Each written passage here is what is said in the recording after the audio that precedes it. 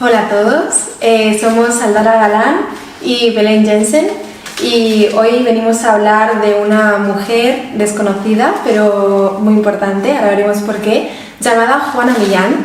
Y bueno, esto es parte de un proyecto de la UCM que se llama Mujeres Escritoras de la Literatura No Canónicas de la Literatura Española e Hispanoamericana. Y bueno, Aldara, cuéntanos por qué Juana Millán es tan importante. Hoy venimos a hablar de Juana Millán. Juana Millán es importante por ser una de las primeras impresoras en la península ibérica, es decir, una mujer que se dedica al negocio de la imprenta, obviamente porque estaba relacionada con varones que se dedicaban a ello. Pero lo importante es que también fue la primera impresora de la Corona de Aragón, es decir, Juana Millán es un nombre que apenas sonará porque ha sido vituperada por la historia patriarcal de Occidente como tantas otras a las que se le ha condenado al olvido. Es decir, no nos llega la fecha de su nacimiento porque no era importante, porque era mujer, y el hecho de que sí que nos llegue la fecha de su muerte es de casualidad, como va a hablar Belén al final de su vida, de que es que al final los derechos de las mujeres eran nulos e inexistentes también precisamente Belén en el negocio de la imprenta. Sí, además que a Juana precisamente le tocó vivir un contexto histórico y social pues muy sencillo. Pues mira, Belén, no, porque era la primera mitad del siglo XVI, es decir, durante el reinado de Carlos I de España y V de Alemania, el nieto de los reyes católicos. Como sabrás, no solamente en el negocio de la imprenta, sino la mujer en general, en cualquier ámbito, carecía de voz, de voto y sus derechos eran nulos. Y a Juana Millán la situamos en la capital de la Corona de Aragón, concretamente en Zaragoza. Sí, efectivamente. Y bueno, es cierto que en esa época pues tampoco era muy concebible que una mujer fuera la dirigente de un negocio, ¿no? Obviamente. De hecho, incluso era poco normal que una mujer trabajara pues fuera de casa.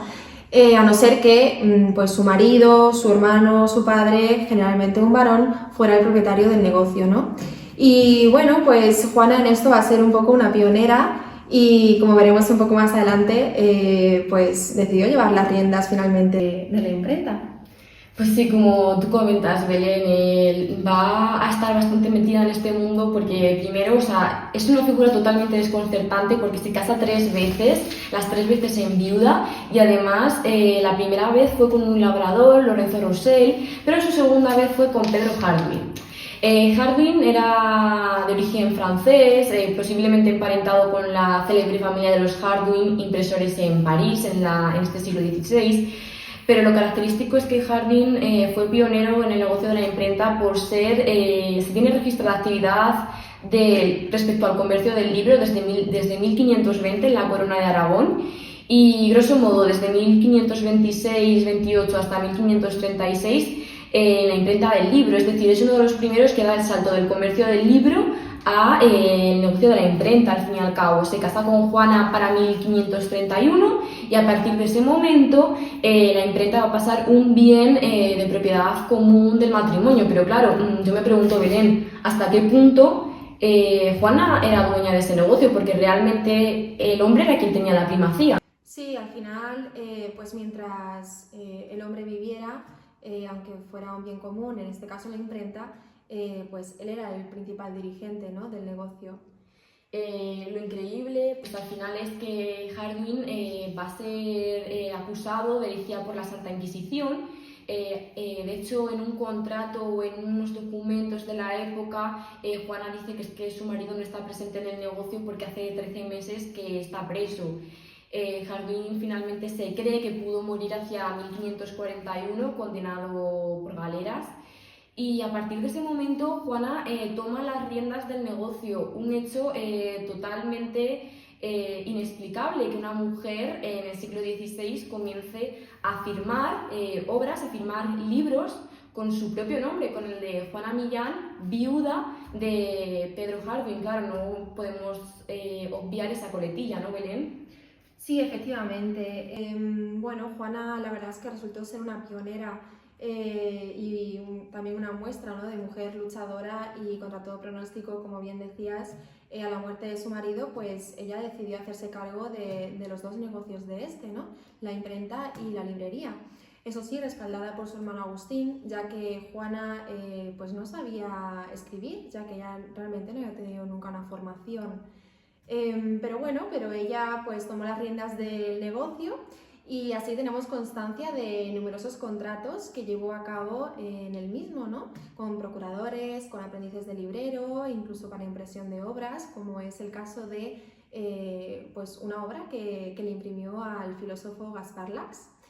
Y bueno. Y claro, yo me pregunto, Belén, ¿hasta qué punto esta implicación de Juana y de las mujeres, de sus viudas por el negocio familiar queda constatada? Es decir, su nombre realmente no aparecía como tal, como protagonista, y es que además Juana, pese a firmar y estar al mando del negocio, estaba detrás del éxito de sus maridos, pero no fue nunca reconocida. Sí, al final Juana pues decidió firmar con su propio nombre alguna de sus obras.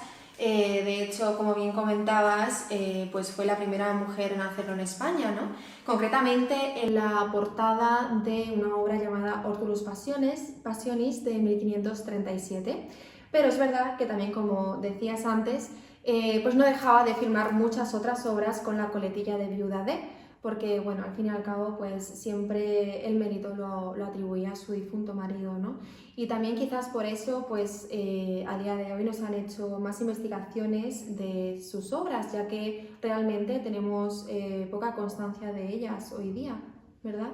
Exactamente, pero bueno, Belén, no todo se queda ahí, sino que también Juana se va a volver a casar una segunda vez, esta vez con Diego Hernández, porque claro, una vez muerto Harduin, Hernández era un hombre del cual tenemos datos de que tenía un fuerte carácter, una gran voluntad, y él llega a trabajar como oficial para 1536, justo cuando detienen a Harduin, para la imprenta de Juana, y se casa con ella hacia 1544. Y es que lo sorprendente es que a partir de este momento, cuando se casa con ella, pese a ser propiedad del difunto marido de Juana, ahora es Diego Hernández quien tiene el poder sobre todo en la imprenta, quien toma las decisiones. O sea, pese a que Juana era a la que le había quedado el negocio, la muerte de Harduin, como se casa de nuevo, es su nuevo marido quien realmente va a ser el jefe como tal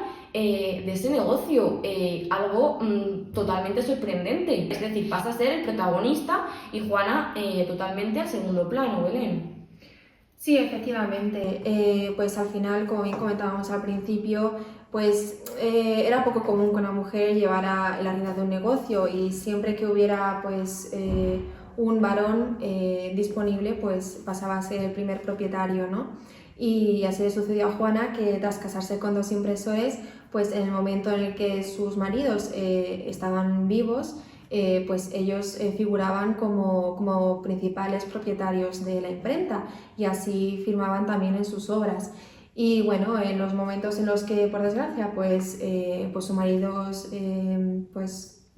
fallecieron, ella fue cuando tomó las riendas del negocio, ¿no? Como después volvería a pasar por segunda vez. Claro, pero es que fíjate, la enviuda por tercera vez. Y claro, ¿qué pasa? Que para que Juana herede la imprenta, repito, es que es algo totalmente inexplicable. Para que Juana vuelva a ser la dueña de un negocio del que ya había tomado las riendas, Diego Hernández, al fallecer en 1549, tiene que testar a su favor. Y a partir de ese momento Juana vuelve a crear obras otra vez con su nombre, pero con otra coletilla. Ya no es viuda de Pedro Harduin, sino que ahora es viuda de Diego Hernández. Juana Millán, viuda de Diego Hernández. Obras de Francisco de Osuna, como por ejemplo Par de Meridionalis o Par de Occidentalis. Y además otras obras, Belén, ¿no? Como... Sí, también de esta segunda etapa de Juana, podríamos decir, encontramos otras obras como son el Enchiridión de los tiempos de Fray Alonso Venero y también el libro de refranes de Pedro Vallés. Y bueno, pues finalmente Juana se ve obligada a testificar de nuevo, y a alegar pues la imprenta, el negocio familiar, a un varón principalmente, pero al verse sin descendencia, obviamente su antiguo marido estaba difunto y tampoco tenía en vida ningún familiar cercano de su marido. pues lo que decidió finalmente fue legar la imprenta a su hermano, Agustín Millán, y a su sobrino, Juan Millán. Y bueno, finalmente Juana muere en 1550 tras haber, pues como ya hemos visto, publicado, editado e impreso varias obras al final de su vida. Y el negocio lo continuarán su hermano y su sobrino hasta 1577. Bueno, y ya para finalizar, ya como reflexión final, queremos precisamente poner en su justo valor la labor que realizaron mujeres cuyos nombres no nos llegan y que precisamente con proyectos como este de la UCM podemos rescatar en un momento tan importante de ver realmente toda la implicación de nosotras, las mujeres, en la cultura y sobre todo en el negocio del libro y todo lo que es pues al final que nos lleguen obras de tan gran calidad respecto a la imprenta. Así que nada, muchas gracias. Muchas gracias.